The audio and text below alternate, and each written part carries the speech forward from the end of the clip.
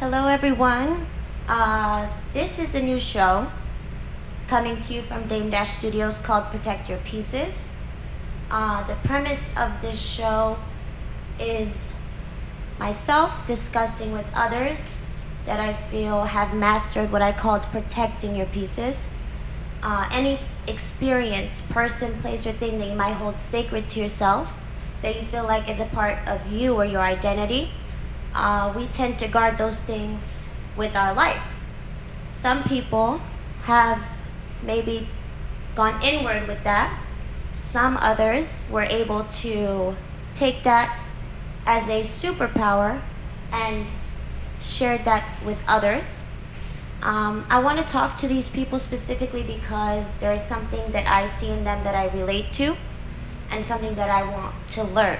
So these pieces that they're protecting, we're here to, gain some knowledge from. Today I have Wes Hamilton, who has been on a few shows, but to me that is not why it's important for me to talk to you today. What you've experienced and the way that you've grown is why I have you here, and I'm glad to be speaking with you. But I don't want to tell your story for you.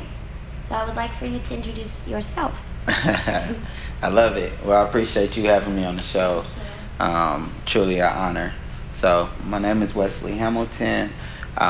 First and foremost, I always tell people that I'm not my accomplishments. I'm just Wesley. So I like to start that because I feel like there's a connection to people when they can feel like they can be you too. So outside of that, I'm a public figure. You've seen me on TV. I've been on a lot of different shows. I'm an adaptive athlete. Public, speaker. I do a lot. I'm a founder also of a nonprofit back home. I'm from Kansas City, Missouri. And my nonprofit organization is called the Disabled But Not Really Foundation. That's something I'm very passionate about and something I really represent is to really teach people with disabilities how to push past their mental limits. Yeah, you said it's about instilling a physical and mental limitless mindset. Yes, something along it's all those about lines? instilling a limitless mindset. For some of us who don't have as many obstacles in front of us as maybe the next person, this limitless mindset could be something that's holding them back. It could be an experience maybe from a past, or a limited mindset rather. Yeah. Is something, that came from someplace else. Yourself, did you have a limit?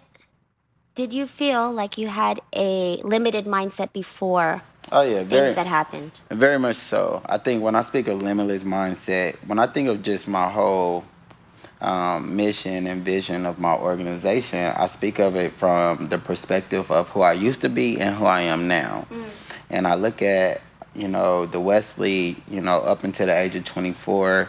For your listeners, your viewers, I was shot multiple times at the age of 24 and suffered a spinal cord injury, which left me paralyzed from the waist down. So just so they can have a visual. But prior to my accident, now I feel that I was disabled mentally because I was limited by circumstance. Okay. And, you grow up as a black man in America, there's not a lot of outlets for you that is being demonstrated. Correct. So when you think of access, more black youth and just black people in black communities or, in underserved communities, which I hate that word. But Yeah, because it's true and because it sucks, and we probably shouldn't be having to use it. Yeah, no, we makes don't. no But sense. it just looks good for certain It certain sounds things. good, yeah. Yeah, for certain people. And but I never seek the ambitious life. I never seek the life of opportunity. I was ready to die at the age of 21 just because of how I lived. Yeah. Movies and music and all the influences that you could find representation of yourself, right? So we go into that. Like a limited mind isn't just due to you having access or opportunities and they're being put in front of you. A limitless mindset is because you don't know what's out there There's for no you. example There's no of the example. opposite, correct? Yeah, and then the representation that you do have is really representing the life that you probably don't want to live, but that's what you think you only have. Or they want you to. The Yes. brainwashing, the programming is ridiculous. That actually, it's funny because Dame Dash Studios, his whole thing is programming that is deprogramming. Yes. Nothing that you will see on his Dame Dash Studios has like shootouts or gangbanging. Maybe in the movies, Yeah, like Honor Up yeah. and stuff is on there, but that's not, what the message he's trying to push. That's not the message that you're trying to push. And I see that there are people, even where I went to high school, you could call it an underserved community. It's hard for them to even think outside of getting a 9 to 5 at a restaurant. For them, that's a cap, and they've accepted that that's okay. For some people, Yeah, that's okay. yeah. They don't have, the want for maybe something flashy. That I don't know how else to put it, but what do you think about things like that? Because there are some of us from there who are able to see, past where we came from, and some people get stuck. Yeah, I think this. It's, again, I think it's all due to circumstances and not knowing if you can access it. Like now with social media, it's giving people the opportunity to understand that they can create whatever they want. But when we were growing up, it just wasn't there. It was, you didn't have social media, so being an actor or being, a sports player or anything in like a field that you would see on television, it just seemed like it was out of reach if you didn't know somebody, right? And then when you think of jobs, I just had a meeting about this where when you think about jobs, a lot of people don't know the scale in jobs, right? A lot of people don't know that you can be an entrepreneur, that you can go into a system and work your way up to the top. And so I think when, for that person that is working a 9 to 5, that's working, say they work at McDonald's, might not thought that they could work instead of cash register to a manager. Right. Because those things There's a aren't, disconnect there. it is, it's not communicated. It's not communicated even in the books. Somebody needs the workers, somebody needs to be in control of the workers. But when you have a certain demographic that you're focused on to be the laborers, then you're not going to you're not going to do anything to influence them to go more than that. Something different. And so I think that's where people get stuck. It's like creating a habit. So if you allow people to only create a habit to limit themselves to circumstance, well, now they're not going to worry about anything else because it doesn't seem like it's part of it. They're going to get uncomfortable. Most people in the world don't want to be uncomfortable. You only grow when you're uncomfortable. Well, I didn't start growing until I was paralyzed, and that was because every day I was uncomfortable. And so very much so. It forced you. I don't like that, though, that you were forced into that. For you, it's the reason why I'm so interested in your story, and I don't want to, I look up to you in a way, is because there's something that you have that I don't. And when it comes to mentality, it could be the littlest thing. This could sound so bad. It could be the littlest thing that happens to me during my day. I might go home completely defeated, like ready to end it all. And for you to say, you were not happy. You said you didn't smile until after you were Yes. you were paralyzed. And I experienced, my father died 10 years ago in November. And I feel that way too. Since then, like every smile is just fraud. Like I don't feel like I've smiled from my heart since then. So like I see you as me in the future once I get over whatever hump this is. So that's why I wanted to talk to you and learn from you in that regard. Yeah, I mean, well, you think about happiness, and a lot of people don't understand happiness in a sense that you're thinking that you have to be happy. Like there's an action to make you happy. And for me, I smile because I'm just happy that there's life still inside of me. Yes, it was a journey to get to that mindset, but it's something that I wouldn't take away. It's gratitude. Like, what are you grateful for? For me, it's just life. Being understanding that I could have lost my life, Yeah. and at the moment of thinking that I was about to die, the only main regret I had was the fact that I never lived. And you don't know that until your life flash in front of you. But why dwell on, so many things that are pulling you away from living? Or why take yourself and be unhappy because you might not have the things that someone else has, or you might not be able to do? What are you grateful for though? Like for me, it took away.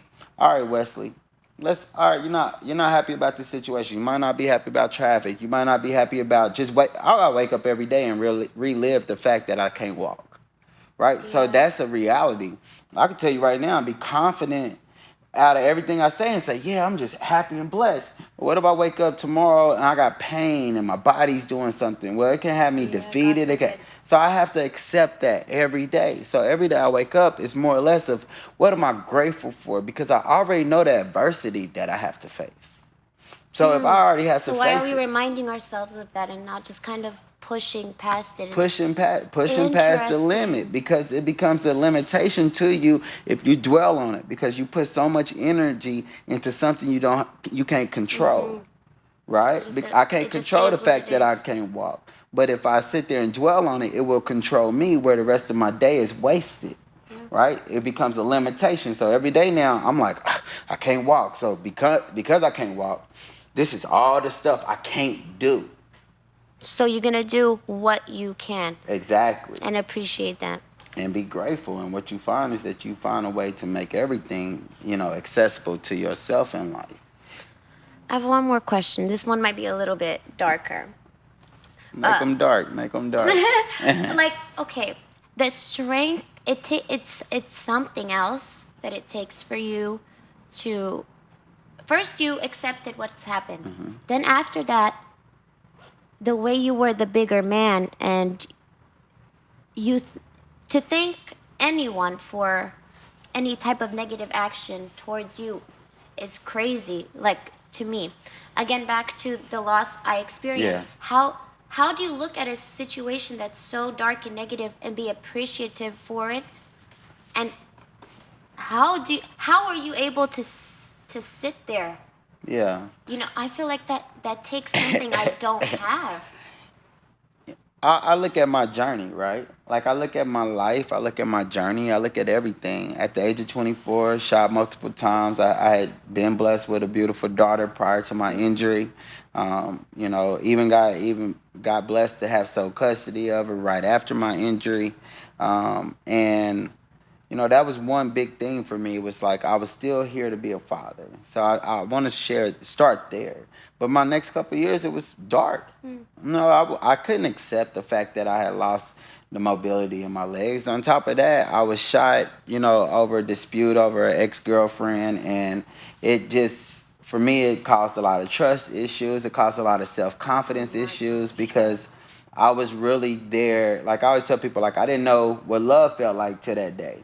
Like even though I was tied to somebody for years, we could say I love you all the time, but until you see like what causes and effects happen from toxic Toxic relationship relationships, and yeah. things like that, you never know. And so for me, I was bitter after that, because I felt like we had already broken up and I shouldn't have been there.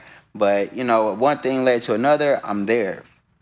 Now it's up to me to decide if I'm leaving or not. So this is where it comes to like, how can I, and for people that's listening, I had an opportunity on national TV to meet the man that shot me and tell him thank you, and how did I get there, right? And Yeah. it's like, when you look at, again, I'm just looking at my journey and I'm looking at all the things, and even the day that everything transpired, we as humans easily put the blame on somebody else when you can.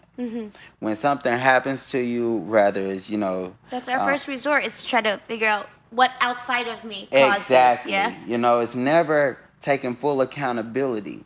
My years of being dark, being negative, hating myself, like I had suicidal thoughts. I had all of those things. I went through all the emotions of giving up. Right. But I had a little girl I had to raise. You know, so for me, also as a man, as a black man, trying to be a black father in a world that shames black fathers, I never wanted my daughter to see weakness. So for these years, I was weak. I was weak, and I hated everything about myself. And I wanted to fix the hate that I had on myself, not about how I care. Like I didn't care about the man that shot me at that moment. Yeah. Well, I'm trying to get better. I got to be a father. At the end of the day, I had to be a father out of all things. So I needed to be strong enough to be a father instead of feeling less as a man because I'm letting somebody else do my job. And so because of that, my life got better, right? I got healthy. I started to overcome a lot of challenges that I was facing before I got paralyzed. Interesting. I was overweight my whole life. I'm 5'5", 250 pounds is probably my max. And sitting and being overweight really just bothered me. It put me through health complications. I faced 2 years of bed rest, 21 After hours the a day fact? after. Oh, wow. So those Wow. first years was dark. They was hard. But I remember reaching out, asking the doctor, how can I be more active in my daughter's life? And he said, protein. Add more protein in your diet. I didn't know what that meant, but I was determined. So I went to school. I educated myself. I became a dietitian. I learned all this nutrition after my injury where I fell in love. I lost 100 pounds, mind blown, became an award-winning adaptive athlete after that. I didn't even work out before my accident. So again, I never... That's interesting because you're yeah. into the weightlifting. You lift yourself in the chair. I can't even do one pull-up now. I can't. Like understand. seriously, like what I did was I took control of my life, right? Like I took control of all the things that could make me feel good. That meant nutrition. That meant, fitness, physical activity. If I want to be strong and maneuver to raise this little girl, I need to be strong in this chair, right? Yeah. So it then needs to become like a part of you. I had to embody it. I had to accept it in order for me to move forward, right? So I accepted it. And I took control of my life. I started doing things for myself that I couldn't do when I was walking. When I was walking, I didn't jog down the street. I didn't work out. Instead, I thought hustling and doing the negative was the way I needed to live my life. And what led to that was the mindset that I had the day that I got shot. So what I'm getting to is that my actions and emotions played a part in the day of me being shot. The man that shot me was called over, right? Oh, so after the fact. So then that means I could have left. And I would probably not be here. But because I stayed and I was shot and I was paralyzed and now I had to go through all these levels of adversity to become who I am, I'm now grateful. Because now I'm living a life that I've never imagined living. Now I'm living a life that I created my own identity to live. I'm not living a path that was designed by systems and racism and things, from years ago. That was what I got shot over. I was reborn that day. So what does rebirth look like? And for me, also as a black man, there was never forgiveness in the community, but there was never accountability in the community either. Somebody wouldn't say, well, I might have tried to rob this person, right? Like somebody come to you and you're doing something negative and it comes back on you. It's like, I caught somebody slipping, trying to come shoot them. They come back to shoot you. Yeah. So it's like, where's the story going to be told to say who was in the wrong when it's so easy to be the victim? Yeah. And for me, everybody would say, like, oh man, it's sad that you got shot. I'm like, but my life's so good now. Like, what are you sorry for? Because I can't walk? Is that your strength every day to get on 2 feet and move? Because I'm out here moving. And I'm grateful for moving. And my legs ain't got they don't have to do anything for me to move up here. Because as long as my mind is going, as long as I'm constantly growing, I can create whatever life I want. That means I can manifest being put in positions that have accessibility. I don't have to worry about, if I'm going to be able to get access to a place. Because I'm manifesting, putting myself in those spaces. And if I can't be there... Or you can create them. Exactly. Or you can create them. And so, it was that. It was being grateful for the life that I acquired by somebody else. Yeah, and I feel like you didn't allow anyone to force you to live in what he caused to you. Yeah. You don't live in that. No, I don't. I don't feel like that is a part of your identity. It's almost like the least at this point. Yeah. Compared, like seriously, to what you've accomplished, what you do, the mindset alone Well, is you know, is a strength. they always say that, especially I grew up, if you want to hide something from black men, put it in a book, right? Yeah. So as I opened a book on nutrition, I fell in love with it, changed the trajectory of my body, my health and wellness, got into the gym, da da da. Mm. Well, then I started reading on other levels. Mm-hmm. And that's where it happened. See, I was a high school dropout. I dropped out in the 10th grade. So like Wow. again, when I talk about going in the streets, that's what I was trying to do. But I was never dumb to educate myself for things I wanted to do. So business management, accounting, I went to colleges for that. I just never completed. My point is that I was always willing to learn, just didn't know what I was trying to learn. And what I did, I started Oh. reading books that helped me unlearn the person that I was. Right. And once I Deprogramming, did yeah. that, I was able to create my identity. I was able to be more ambitious, be more, optimistic, and go out and go for my dreams, but also Mm-hmm. work for my dreams. See, that's the difference in a lot of people. They dream and don't work. Yeah. I decided to work and dream because my dreams didn't seem real to society because of my position. Mm-hmm. Right? Like, so for society's views, I am disabled. And by being disabled means that I can't do this, I can't do that, I can't do. Well, I live my life independent. Single father, been raising my daughter, she's 11 now, still killing the game in the parenting. Mm-hmm. But outside of that, I travel alone. I do everything alone. I don't ever roll around with a pack. I'm always by myself, and what it is I'm telling people that I can live my life despite the challenges, despite the adversity. I'm not going to let them stop me from going. So if anybody gets something from me, it's that we're tested in every way in life. The universe tests you every day. For me, everything that's adversity, everything that seems like adversity is just a test. So I laugh about it, and then I figure it out. Right. Anyone, let's say someone is born into a wheelchair. Yeah. We put those stigmas and all of those negative, you can't. We do that to them.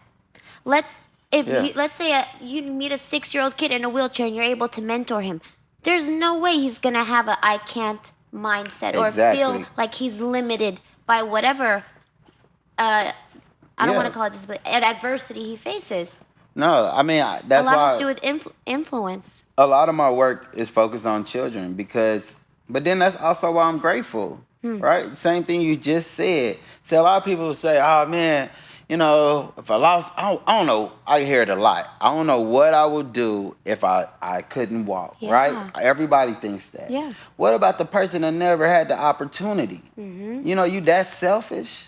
And that's just real because it's like we are so selfish with the lives that we are given, the lives that we have to embody, and we're not even looking at people that never had that opportunity. So it's a kid And we're today. talking about we can't. Yeah, it's like, oh man, I can't do this or I can't see myself like that. Well, how do you see yourself? Because you should be blessed that you are who you are instead of sitting there doubting her. So really, in reality, when people say things like that, all they're doing is projecting their own perception onto you. Correct. It's like, oh man, I'm sorry that happened to you. Well, I'm living my life. You're going to be sorry if it happened to you.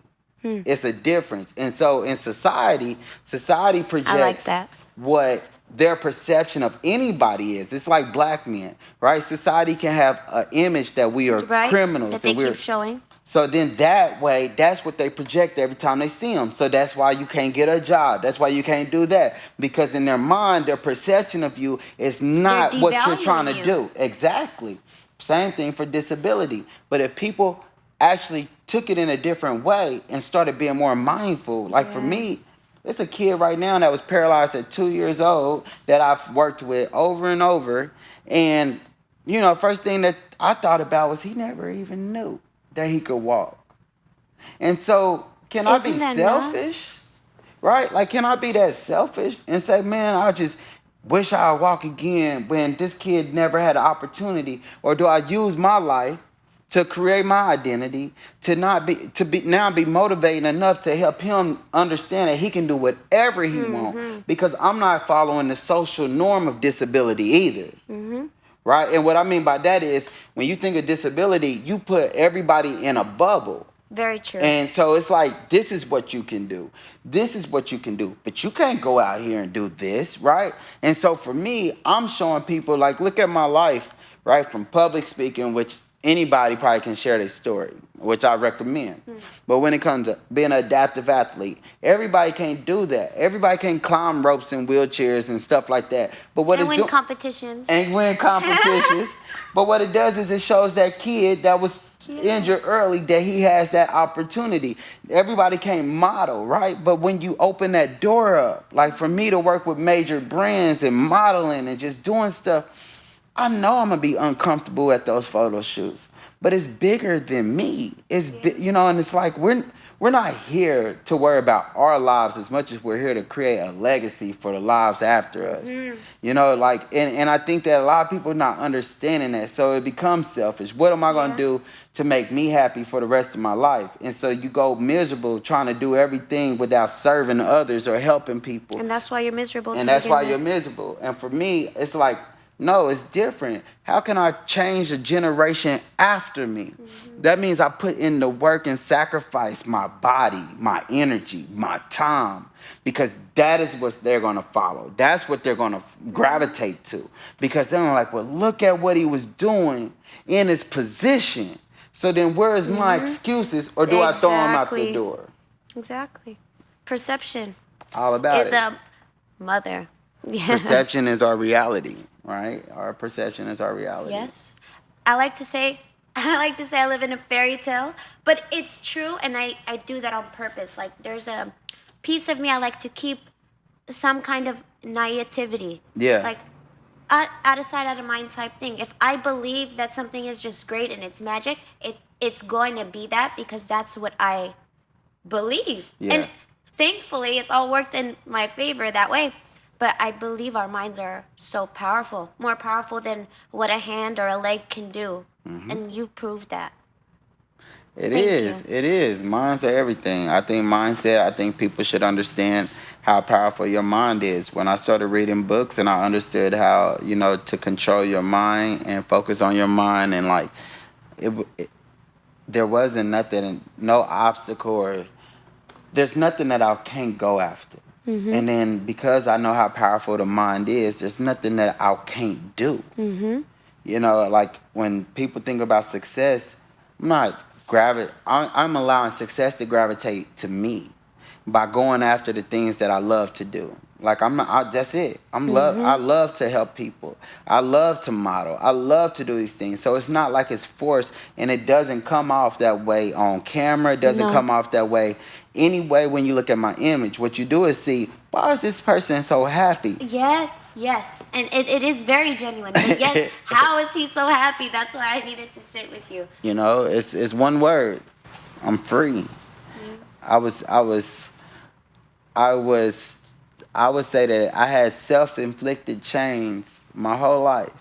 And that's where the accountability part come in again. I can't blame nobody for the life that I chose. I can't blame nobody because I didn't see outside of the communities that I was in, because I could have easily did something different than being a follower, right? Because that's what happens. We end up leading, and we're caring so much about what people think of us that we will never be the person we're supposed to be. And for me, if I blame, that's my fault. Yeah. Because I could have stepped stereotype, out the. Yeah, exactly. I could have stepped out the side of the box. I could have got and picked up a book, even though they said black people can't read books or don't read. I could have did all the things that I'm doing now, but I chose to live a life that I live. I chose to react to disrespect the way I did. I chose to react to my emotions the way I did. It wasn't that anything happened that day without me choosing and making the choice. And all I did was deal with the circumstances that happened after I made the choice. Because even then, if negative or positive, it starts here. Yeah. Like we I don't want to say we bring anything like that to ourselves, but if you're a negative person in general, if your outlook is negative, or this person is an op, or you're just operating in that mode, you bring it to yourself. Well, one of the biggest things that a lot of people, where the negativity come from, is love. You don't love yourself. I never loved myself when I was growing up. I didn't have nothing to love. I didn't love my community. I loved it, right? but it was a different type of love. Yeah. But I didn't have like this unconditional happy love for me, my body. I didn't love any of that. So I had all this negativity. So it switched from me trying to figure out how to love myself and what that looked like to trying to find love from everybody else. So then you're pulling because you don't love yourself. So when you have self-hate within yourself, it's all negative. Yeah. You don't care what people say. They're the people that want to put harm to you and do things to you because they never even thought about how much they feel about themselves. Because once you love yourself, because I love myself, you're not going to care about negativity. You're not going to care about bad vibes. You're going to leave that because now you understand energy. Now you understand things where you like, nah. You see that there's power in being the bigger person or rising above. It's not worth your time. It's not worth your energy. It's so draining to put energy into negativity, but it's gratifying to put energy into positivity. And that energy you putting into that is effortless. Yeah, you're just making a choice. There's nothing gratifying about investing into anything negative. It's so not. What are we expecting to get out of it almost? But in our reality, and I only speak for my communities that I represent, Black and disabled. If you don't have nobody telling you that, then people will feed into a certain space, right? Yeah. Because that space has been projected. So it's not that everybody can do what Wes did. It's that people have to listen to what Wes did to understand that they can do it too. And I think that's where storytelling comes in. That's where we have to keep sharing. How do we rose above adversity? What are the things that we did? How do we take control of our lives? Because if we forget to share that part and only share our success, I think Nipsey says it best. He said, if you share your success and not your struggle, then you're a fool. And it's real because it's not about the people that's proud of your success as much as it's about the people that can see that in them now because of it and because of you sharing that journey. And they want to know how. They want to know how. You said something else. Right back to this. You said, if you haven't experienced something yourself, I can't expect you to relate. Yes. And I believe I'm with you on that 100%. So tell me, how do you get people who have not experienced the things that you've experienced to relate or to gain some type of understanding? It's one word: empathy. All you got to do is be empathetic and know that everybody's story is not yours. I go out every day and people can tell me a story that's traumatic. People can tell me a story that's great. And I'm still going to have the same reaction because I'm not judging you, right? So it's like when certain things happen, people are judging you for your experiences. People are judging you for things, and they're not carrying out empathy as much as they're carrying out their perspective. But if they carried out empathy, and it starts where you just understand that all stories are going to be different. You have to understand that everybody's going through something. Yeah. And when you understand that, you lead different, right? And so I don't look for people to experience anything or try to have the mindset that I have. Nor do I go out into the world and think that people are supposed to understand me or I'm supposed to understand them. There's one thing that anybody can do.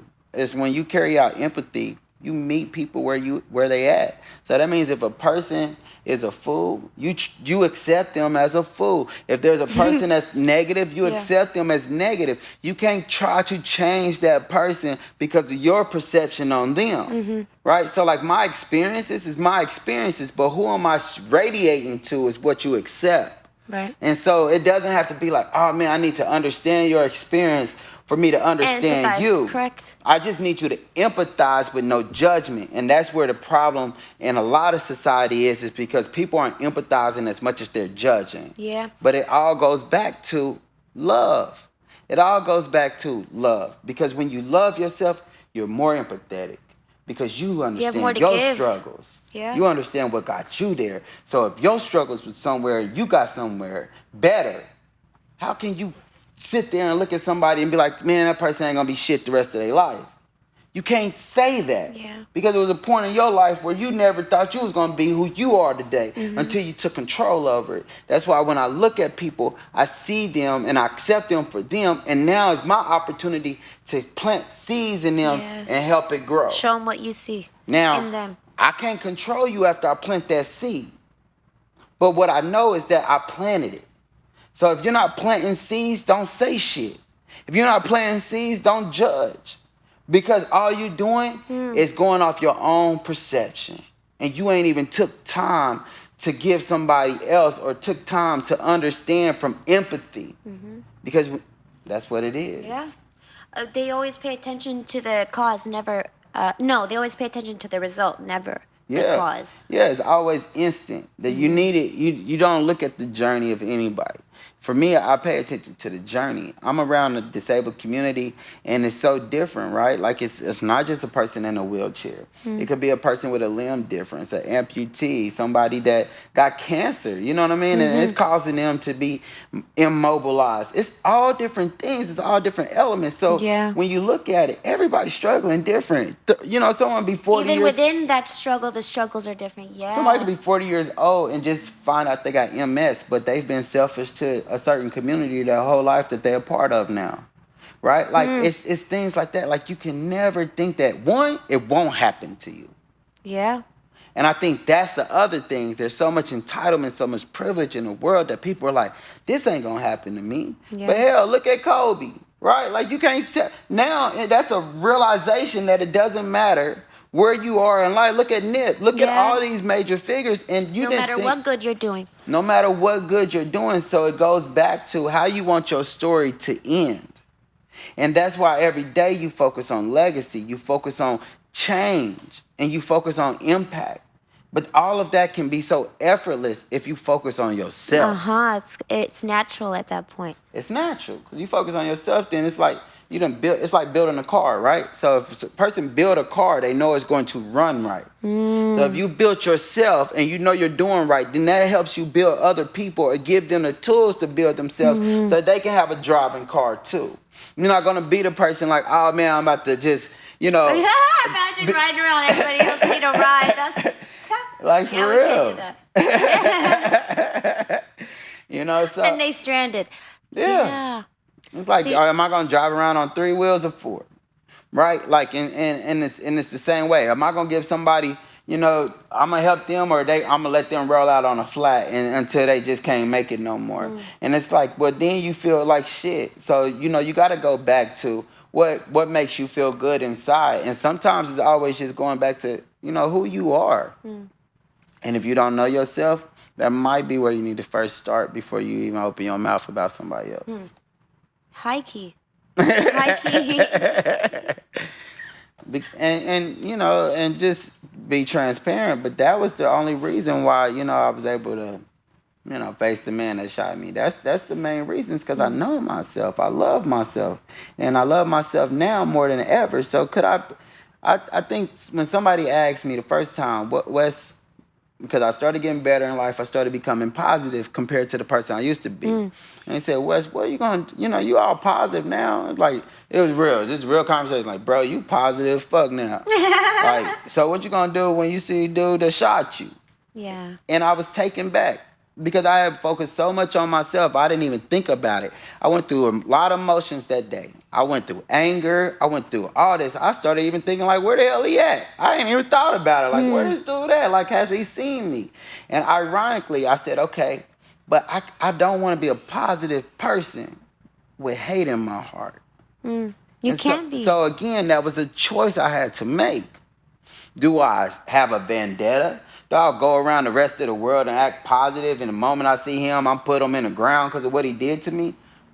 But then what would my life be then? It'll be what I wanted it to be when I was before this happened to me, right? Yeah.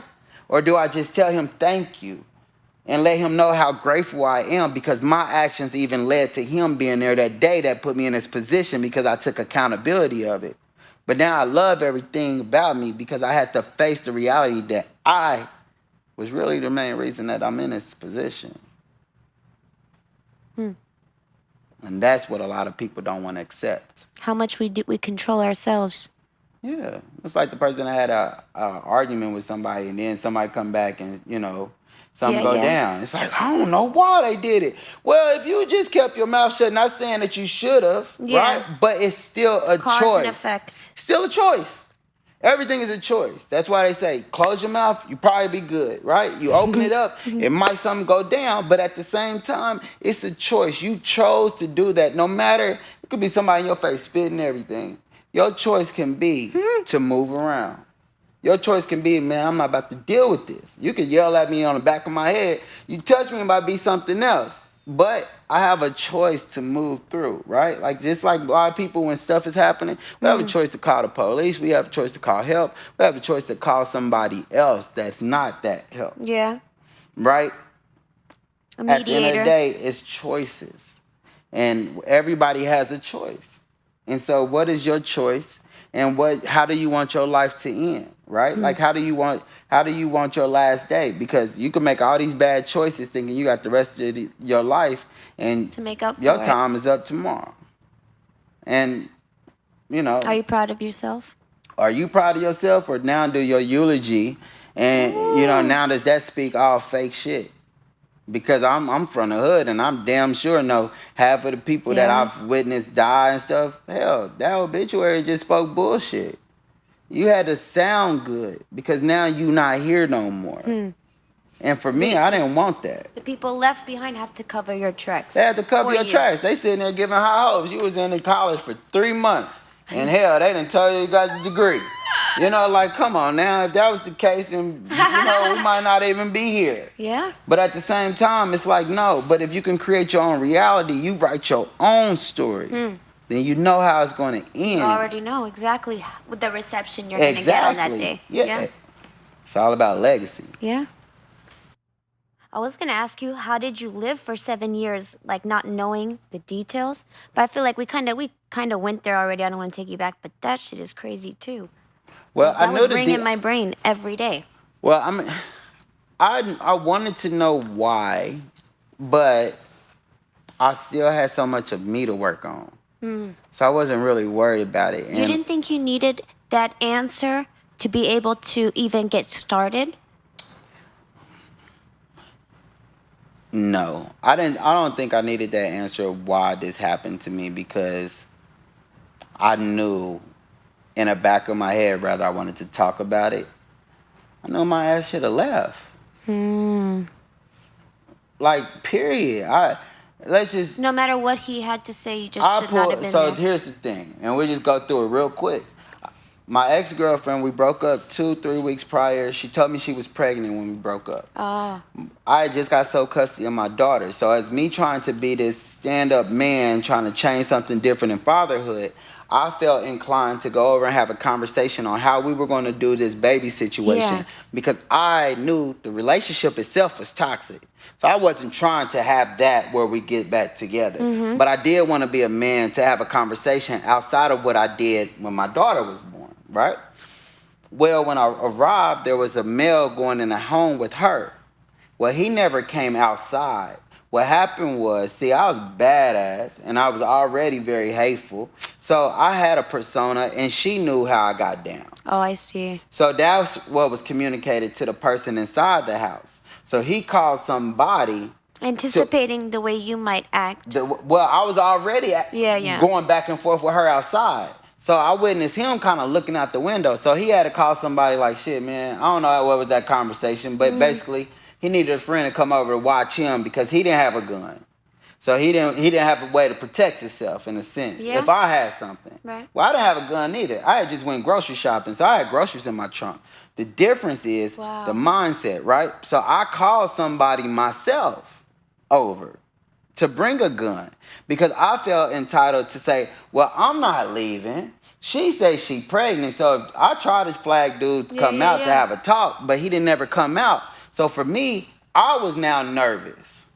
Because you already know how they're moving, and I'm watching how he moving. I'm like, well, shit, he keep looking out this window. He ain't coming out. What he trying to do? So I called a friend of mine. So when I finally found out why, it was more or less, well, I received a call. This is what was told. When I arrived, not only did I see the confrontation, I seen your friend with a gun in his pocket, and I seen you walking back to your car, and that's why I shot you. So even though I was thinking for years why it happened, the moment I heard it, I understood it. I was like, oh, shit. Yeah. And it was more or less, at least I'm still living, because in reality, I've been in situations like that. I've been the person to get called on the phone. Hey, bro, I need you to come over here, dude tripping. Hey, girl done pulled up, or her dude done pulled up, and I'm gonna. It's a reality in just our community. So the reaction for him, it wasn't different as my reaction wasn't different of calling somebody up. The difference was me understanding that. Yes. Yes. And I think that was the power of it. So when I heard him even on TV and he told me the story for the first time, I'm like, oh, okay. And that's why it was so easy for me to. You already put the pieces together yourself. You'd put closure to it, and you'd accept what it took accountability. Yeah, way before you met him. When that friend had asked me what would I do if I had seen him, right? Like it was that was my time to start to take accountability, because now it was more, I'm not playing victim. Yeah, right? hell Like I was, but I played victim for a long time, right? I used to tell people that I walked back to my car, I was shot by a stranger. And that was because when the first story was done on me, they summed it up that way. I told them the same story I just told you, but they summed it up. So in my mind, I said, oh, that's maybe how I should share it. So for a long time, I was just like, I sum it up. Yeah, and I was walking back to my car, I got shot by a stranger. And I'm like, yeah, I never talked to him. Yeah, he was a stranger, but... Right. The truth of the matter is, all these things transpired prior to him coming. So not only was I shot by a stranger, I basically had that stranger be called because of my choice of not even leaving. And you invited him. I invited him. Energy invited him. So yeah. Thank you, Wes. Well, I appreciate you for coming. You did a lot for me. Like you project. It's crazy. I watched Queer. I watched every season. There's not one person on there I'm inclined to talk to other than you. Like there's a reason. I think that you're so successful, and God knows there was a reason for everything, because you project happiness, you project light, and I thank you sincerely. This first episode of Protect Your Pieces. It's great to be with you. Oh man, well, you know what? It's an honor. I truly think, like, even the concept and everything that you're doing, I think it's gonna be powerful. Thank you. It's all about creating your own identity. One of my things that I leave with is just for anybody listening, watching. It's all about creating your own identity and letting the world accept that. Stop trying to be the identity that the world projects. Create the identity that you want the world to accept. Yeah. When I had the idea of doing this show, my friends were asking me, they're like, are you depressed? Like, this is depressing. Why do you want to tell these kind of stories? But it's because all of us have these horrible stories, but not all of us have come out on the other side and are an example of what it looks like to push past that and to do better for yourself. A lot of us are stuck in what our trauma is. So that's why I wanted to do the shows, because I know that there is hope. So I would like to share that with others. Thank you. Thank you. This has been the first episode of Protect Your Pieces. I have Wes Hamilton here with me. Would you like to give him your @name? Yeah, so it's @I am Wes Hamilton. Yes, he is a very handsome model for Tommy Hilfiger. Check him out. Thank you guys for listening. Thank you. Thank you. Can I give you a hug, sir? Yes. I don't want to get my makeup on the white tee, but thank you. Oh, it's Thank good. you. It's good.